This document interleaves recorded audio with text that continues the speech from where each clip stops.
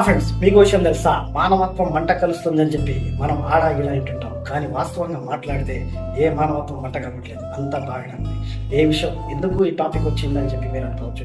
But ఏది ఏమైనా కానీ మనం సోషల్ మీడియాలో ఎంతో మందిని హెల్ప్ చేసే వీడియోలు మనం చూస్తుంటాం.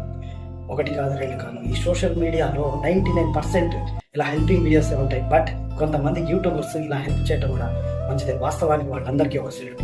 ఇప్పుడు మ్యాటర్లోకి వెళ్తే, ఈ రోజు నేను ఒక మధ్యాహ్నం పూట ఒక కార్యక్రమానికి వెళ్ళి వస్తుంటే దారి మధ్యలో ఒక బాబు ఒక భోజనం ప్లేట్ పట్టుకొని నిలబడి, అన్నా కొద్దిగా నా బైక్ లిఫ్ట్ ఇస్తావా అని చెప్పి అడిగాడు.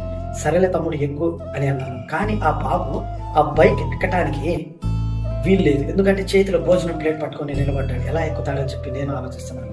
బట్ ఈ లోపు సడన్ గా వేరే వ్యక్తి బైక్ మీద వెళ్తా మమ్మల్ని చూసి ఆగాడు. తమ్ముడు ప్లేట్ నేను పట్టుకుంటాను, నువ్వు ఎక్కమ్మా అని చెప్పి అన్నాడు.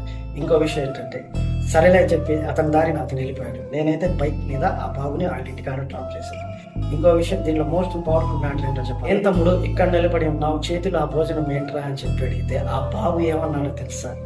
నేను భోజనం చేసి మా అమ్మకు భోజనం తీసుకెళ్తున్నానన్నా, మా అమ్మ కూడా తినాలి కదా అని అన్నాడు. బట్ ఏది ఏమైనా బాబు కరెక్ట్ డెసిషన్ తీసుకున్నాడు. మనం కూడా ఒకప్పుడు చిన్నప్పుడు భోజనానికి వెళ్ళినప్పుడు ఇంట్లో పేరెంట్స్ కానీ ఎవరికైనా సరే ఏదో కొద్దిగా స్వీట్ కానీ ఏదైనా తీసుకొద్దామని చెప్పి ఆలోచిస్తుంటాం. బట్ ఏది ఏమైనా ఆ బాబుకి ఒక సెల్యూట్. ఒక అతను భోజనం వేస్ట్ ఇవ్వటం, అది అక్కడ మానవత్వం. నేను లిఫ్ట్ ఇవ్వటం, రెండో మానవత్వం.